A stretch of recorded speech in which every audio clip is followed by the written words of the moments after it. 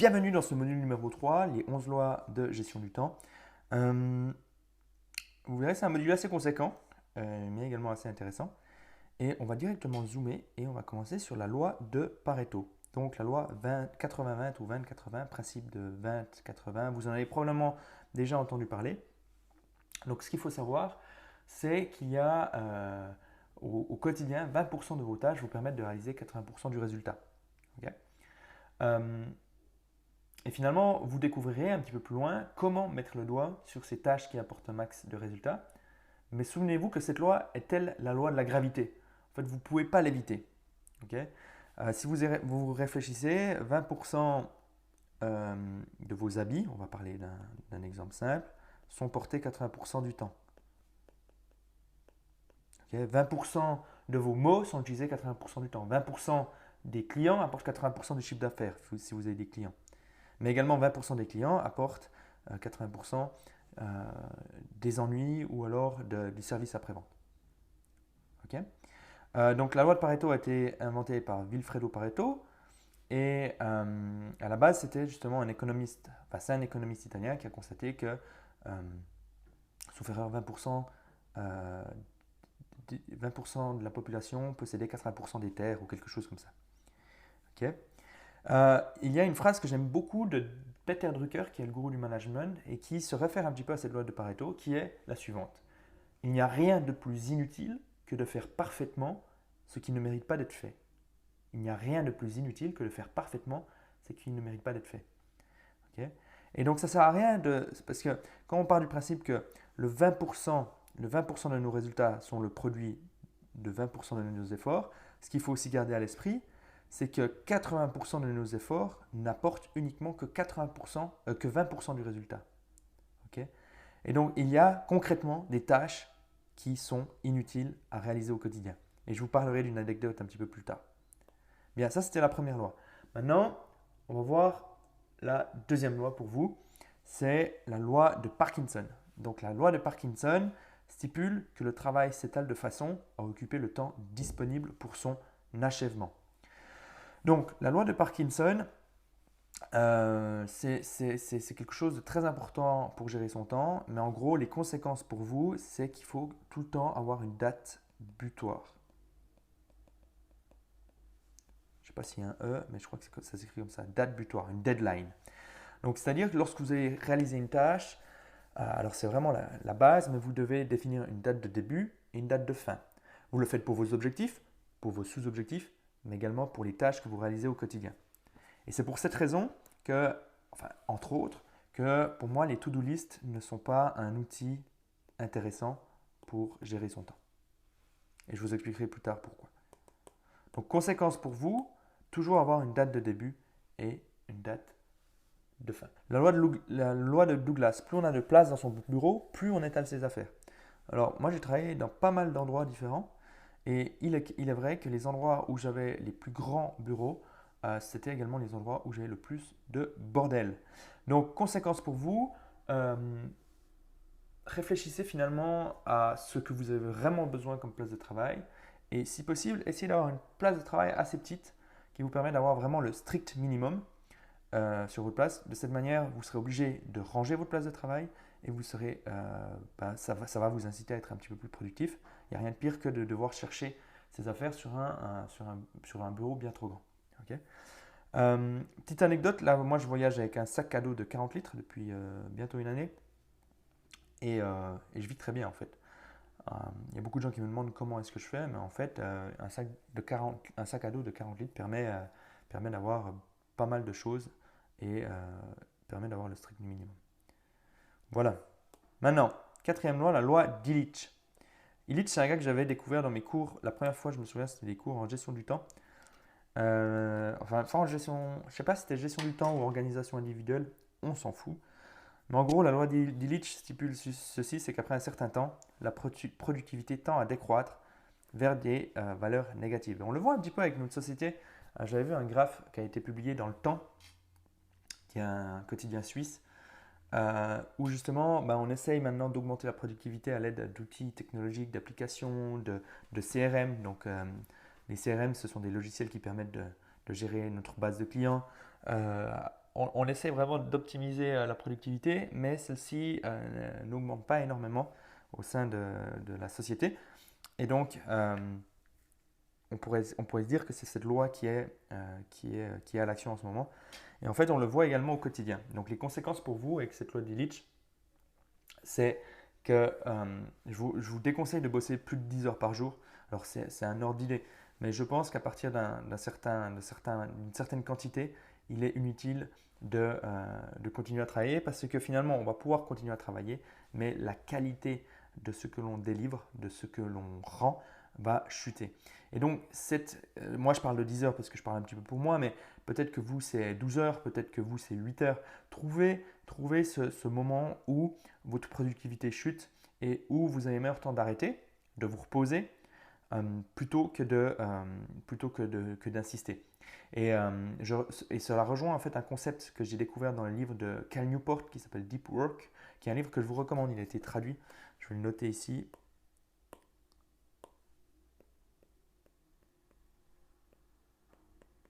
En fait, qui dit que ce qui est intéressant, c'est de faire un rituel de clôture. Donc, qu'est-ce qu'il appelle par un rituel de clôture? C'est-à-dire tous les jours à la même heure, avant de partir du travail, vous avez un rituel qui signifie la fin de votre journée. Et donc, de cette manière, petit à petit, votre cerveau va avoir l'autorisation de se détendre, se relaxer, de ne plus penser au travail une fois ce rituel passé. Moi, mon rituel, je vais vous l'expliquer un petit peu plus en détail dans le module 7, mais en gros, mon rituel, c'est d'organiser ma journée d'après et juste de voir si je n'ai pas oublié des choses, par exemple la préparation d'un rendez-vous important, etc., etc. Ensuite, la loi de Carlson. La loi de Carlson, j'en parle beaucoup dans un guide sur la gestion de l'attention qui s'appelle Focus Intense.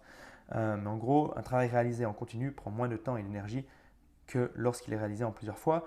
Ce qu'il faut bien comprendre, c'est que quand vous faites du multitasking, par exemple, donc c'est-à-dire vous faites plusieurs choses en même temps, hein, vous êtes en train d'écrire, de taper un rapport, mais en même temps vous êtes en train de checker vos mails et en même temps vous êtes en train de parler avec un collègue ou alors de prendre les téléphones. Ce qu'il faut bien savoir, c'est que quand vous avez une interruption, ce qui va se passer, c'est votre cerveau va analyser le déclencheur de cette interruption. Ça peut être le téléphone qui sonne, ça peut être votre collègue qui appelle. Il va se dire, OK, qu'est-ce que c'est? Est-ce que ça nécessite mon attention? Donc, il se désengage de l'action qu'il est en train de faire, par exemple de taper le rapport. Il va ensuite traiter cette nouvelle demande et ensuite, il va revenir à la tâche. Et en fait, plus votre cerveau fait ça dans la journée, et plus celui-ci se fatigue. Et à chaque fois que vous vous déconcentrez, certaines études disent qu'il faut jusqu'à 20 minutes pour revenir dans un état de concentration que vous aviez avant d'avoir été interrompu. Ok? Donc, loi de Carlson. Ensuite, la loi de Murphy, si ça peut tourner mal, ça arrivera. Personnellement, c'est une loi assez connue. Moi, je vais pas trop détailler sur cette loi de Murphy parce que finalement, les pessimistes trouveront toujours une raison pour que ça tourne mal et les perfectionnistes se diront ah bon ben si ça va mal tourner alors autant ne pas avancer. Pour moi, cette loi de Murphy, elle a simplement un intérêt, c'est de se dire qu'il y a l'intérêt d'avoir des plans B. Et qu'est-ce que j'entends par là des plans B? C'est que par exemple si vous devez prendre l'avion pour faire un business trip ou si vous devez prendre, je sais pas, le métro ou le train pour aller au travail, ben, il se peut que tout d'un coup le métro et le train tombent en panne dans la rame. Et donc en fait ce qui est intéressant c'est d'avoir un plan B plutôt que de traîner sur Facebook et Instagram et puis vous plaindre de votre sort, plutôt de se dire bon ben, je vais sortir mon bouquin et je vais prendre de l'avance sur mon bouquin ou alors je vais étudier un truc qui va me permettre d'aiguiser mes compétences mentales. Donc c'est plutôt ça, c'est développer un plan B. Ensuite, la loi de Hofstadter. Bon, difficile à prononcer, mais cette loi est intéressante. Elle stipule que il faut toujours plus de temps que prévu pour réaliser une tâche, même en tenant compte de la loi de Hofstadter. Donc en fait, petite anecdote, à Berlin, l'aéroport de Schönefeld, il a pris 3 ans de retard, 2 à 3 ans de retard. C'était un immense projet, hein. Et les mecs qui on a engagés, c'est les professionnels, c'est les chefs de projet, des gars qui connaissent les lois en fait, qui savent planifier, mais ils ont pris 2-3 ans de retard.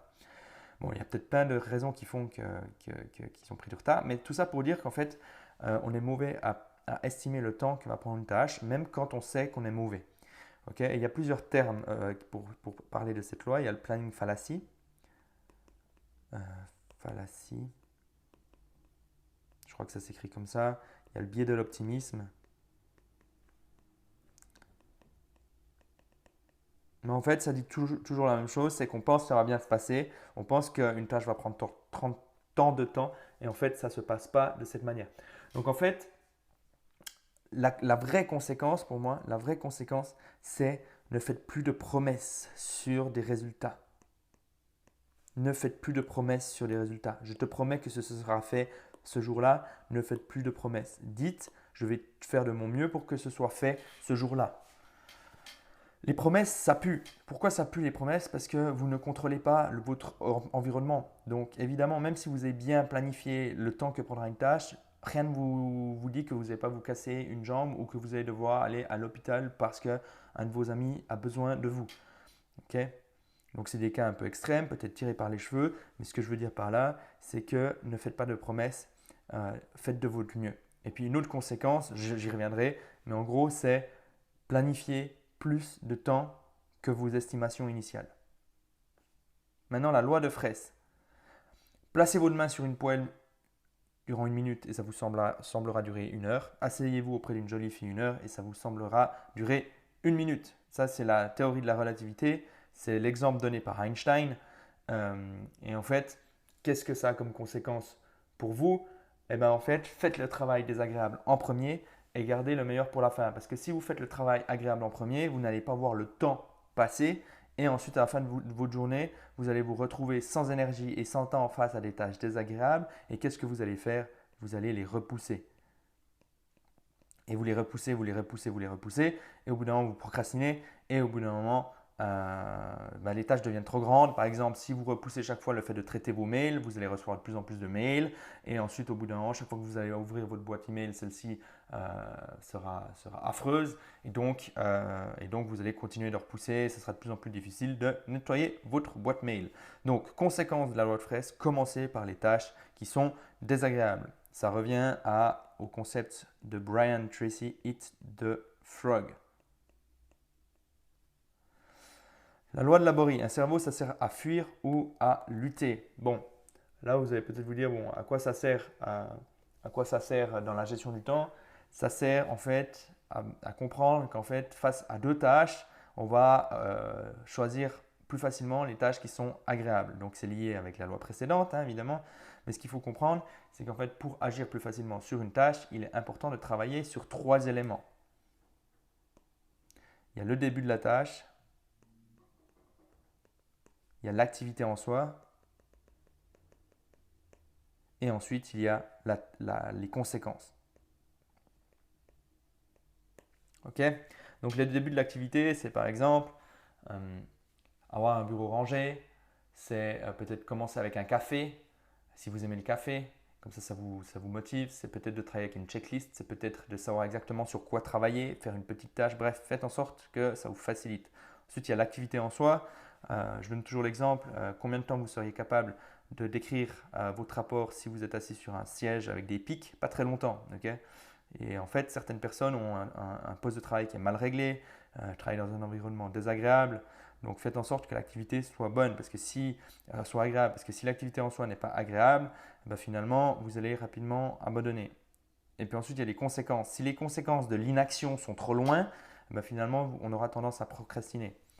Et donc, en fait, c'est important d'augmenter les conséquences de l'inaction, mais également de rapprocher les conséquences de l'inaction pour agir plus facilement. Ça, j'en parle dans un article sur la procrastination. Je ne vais pas trop en parler ici, mais si ça vous intéresse, le site organisology.com est là pour vous. Ensuite, la loi du mouvement de Newton. Tout corps persévère dans l'état de repos ou de mouvement uniforme en ligne droite dans lequel il se trouve, à moins qu'une force n'agisse sur lui et ne le contraigne à changer d'état. Ça, on peut aussi appeler l'homéostasie.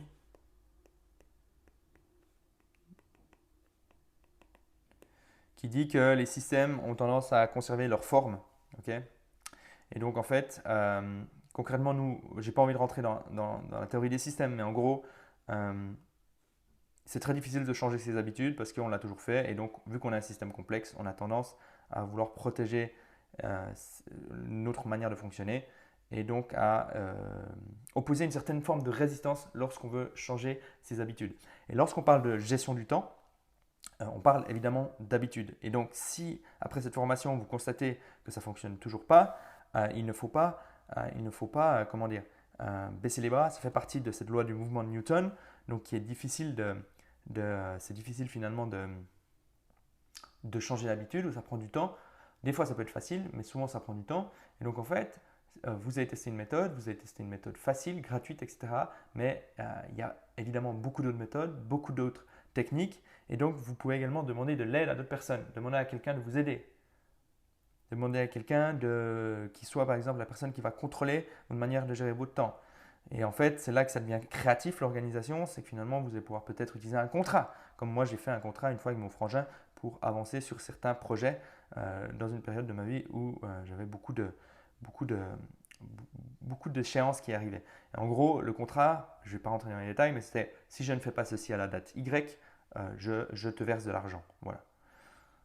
Ça a plutôt bien marché. Ensuite, il y a la loi. Je vais juste effacer l'homéostasie, c'est dégueulasse. Ensuite, il y a la loi de Swoboda Fliss Telcher. C'est un nom, je ne vous demande pas de l'enregistrer. Mais en gros, ce que cette loi dit, c'est qu'il existe chez nous des rythmes biologiques qui influencent directement notre productivité. Et donc, en fait, c'est quelque chose, je me suis pas mal intéressé. On peut appeler ça les rythmes circadiens. Et en gros, voilà, notre quotidien, c'est ça. Et on pourrait mettre ici deux axes. On a l'axe du temps et on a l'axe de l'énergie. Et donc en fait, notre énergie va varier au quotidien. Et donc, si vous voulez être productif et efficace au quotidien, il est important de faire les tâches qui demandent de l'attention lorsque vous avez de l'énergie. Et les tâches sociales plutôt qui demandent moins d'énergie. Enfin, ça dépend quel type de tâche encore. Hein. Si vous devez faire de la négociation, ce n'est pas le but. Mais l'idée de ça, c'est que j'ai créé un quiz. Un quiz, vous allez le trouver sur le blog. Si vous tapez rythme circadien plus le nom de organisologie sur Google, vous allez trouver. Et en fait, ça va vous permettre de connaître votre type et de connaître finalement votre journée type idéale. Alors évidemment, c'est une journée idéale. C'est difficile de tout le temps suivre les journées idéales parce que vous savez qu'on est dans un environnement incertain, rapide, complexe des fois. On n'est pas le seul à décider ce que l'on veut faire de nos journées. Mais en gros, ça vous permet de savoir idéalement comment vous devriez structurer vos journées. Et si ça vous intéresse, vous pouvez aller voir ce quiz. Voilà, maintenant, j'aimerais terminer sur une loi que je n'ai pas encore abordée. Et cette loi que je n'ai pas encore abordée, c'est la loi, enfin, c'est pas une loi, c'est la matrice d'Eisenhower. Je pense que vous en avez déjà entendu parler. Et si vous n'avez pas entendu parler, c'est très bien parce qu'on va en parler maintenant. Donc, la matrice d'Eisenhower est une matrice qui va vous aider à mettre vos priorités. Il y a deux axes. Tac, tac. Il y a ce qui est important. Donc, il y a l'axe de l'important et donc non important. Donc, le petit signe que j'ai dessiné, ça signifie non important. Et ensuite, il y a l'axe de l'urgence, donc ce qui est urgent et ce qui est non urgent. Et vous avez une liste de tâches à faire, à réaliser, qui ne se trouve pas sur une to-do list, mais dans votre agenda, comme vous pourrez le découvrir dans le module numéro 6. Et en fait, vous allez vous dire, ok, est-ce que c'est une tâche urgente, importante? Enfin, quel est le degré d'importance de cette tâche? Quel est le degré d'urgence de cette tâche? Alors, évidemment, il faut déjà savoir ce qui est important. C'est pour ça que je vous disais, c'est important de réfléchir au sens de sa vie, à la stratégie qu'on va appliquer. Parce que si on n'a pas réfléchi à ça, cette matrice ne sert à rien. Okay. Donc, quand on sait ce qui est important dans sa vie, sur les objectifs sur lesquels on travaille, finalement, ce sera beaucoup plus facile d'utiliser cette matrice. Donc, la tâche 1, par exemple, je vais mettre des numéros. Par exemple, la tâche 1, elle doit être faite ce matin. La tâche 2 aussi. La tâche 3, c'est quelque chose qui n'est pas urgent, mais qui est très important. La tâche 4 aussi. La tâche 5 aussi. La tâche 6, c'est urgent, mais ce n'est pas important. Et la tâche 7, c'est urgent, non urgent, non important. Maintenant, qu'est-ce que j'entends par les tâches importantes urgentes? Importantes urgentes, c'est par exemple votre boss qui vient dans le bureau et qui vous dit ok, dans 2 heures, tu dois me redonner le dossier. Je sais que ça aurait dû être fait dans 2 jours, mais moi, il me le faut dans 2 heures. Ça, c'est important urgent, vous devez tout lâcher. Ok. Euh, Ensuite, important urgence, c'est par exemple aussi, vous êtes en train de travailler en télétravail, et puis je ne sais pas, il y a votre enfant qui commence à pleurer, vous ne savez pas pourquoi, mais vous devez aller voir, c'est important urgent. Il s'est peut-être, je sais pas, il est peut-être tombé, il s'est peut-être, je sais pas, il s'est peut-être coupé avec du verre, enfin peu importe. Ensuite, on a tout ce qui est urgent, non important. Donc urgent, non important, c'est toutes ces tâches du genre une personne qui vous dit ouais, tu peux passer dans mon bureau. C'est en général les gens qui viennent vers vous avec leurs priorités. Pour eux, c'est important, mais pour vous, c'est pas trop important. Par contre, ils ont besoin de votre aide. C'est par exemple devoir checker tous ces mails toutes les heures, par exemple, ou plusieurs fois par heure. Ça, c'est quelque chose qui peut être semblé urgent, mais qui n'est pas vraiment important. Parce que quand on veut vraiment contacter une personne, on ne va pas lui envoyer un mail si c'est vraiment urgent. Je donne toujours l'exemple des pompiers. Si votre maison elle brûle, vous n'allez pas envoyer un mail. Vous n'allez pas envoyer un mail aux pompiers, quoi. Vous allez les appeler. Ok. Ensuite, on va passer sur le carré ici, donc, qui est pour moi le plus important, qui est important et non urgent. Donc important et non urgent, c'est faire du sport, c'est se former, c'est prendre soin de sa famille, c'est lire, c'est travailler sur ce projet long terme. C'est ce que je parlais un petit peu dans la vidéo de l'introduction. Ok. Ça nécessite d'être planifié. Et en fait, ces tâches qui sont là doivent, et ça on le verra dans le module 6 sur l'agenda, vous devez commencer par ces tâches-là dans votre journée.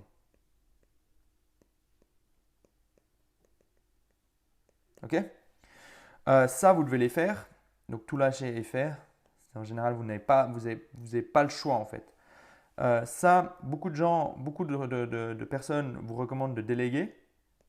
Moi, personnellement, je trouve inutile de déléguer quelque chose qui n'est pas important. Ok. Donc pour moi, c'est temporiser et voir ce qui se passe. Donc typiquement les personnes qui viennent, ouais écoute, j'aurais besoin de ton aide, j'arrive pas à faire une formule Excel ou j'arrive pas à comprendre comment ce logiciel fonctionne. Si vous temporisez, qu'est-ce que vont faire ces personnes? Souvent elles vont aller chercher de l'aide ailleurs ou alors elles vont chercher sur Google. Et donc elles trouveront la réponse par elles-mêmes. Mais c'est vrai que c'était plus facile de vous demander. Souvenez-vous, le cerveau est un fainéant. Ensuite, il y a les tâches qui sont non importantes, non urgentes. Beaucoup de personnes, surtout les coachs en productivité, vont vous dire ne les faites pas. Pour moi, c'est faux. Il faut en fait les utiliser comme des récompenses. Par exemple, vous avez une tâche qui est pénible, et puis ensuite vous dites bon, bah, avant de faire cette tâche-là, je vais faire d'abord la tâche qui est pénible, et ensuite je vais utiliser les tâches qui se trouvent ici pour des récompenses. Par exemple, c'est aller sur Facebook, aller sur Instagram, c'est aller au cinéma, regarder une série Netflix. C'est toutes ces tâches qui peuvent être chronophages des fois, mais qui font du bien au cerveau aussi. Ça nous permet de nous relaxer, ça nous permet finalement de tenir sur la durée, ça nous permet de simplement profiter de la vie aussi. Et donc, sur un terme purement productivité, en effet, elles ne sont pas importantes et pas urgentes sur le court terme, mais sur le long terme, elles permettent de tenir et de se faire plaisir. Et donc, celles-là, plutôt que de ne pas les faire, utiliser comme récompense. Voilà. Donc ça, c'était la fin de ce module numéro 3. Comme je vous ai dit, c'était assez conséquent. Maintenant, on va passer au module numéro 4 et on va voir les 3 questions pour libérer du temps dans votre emploi du temps.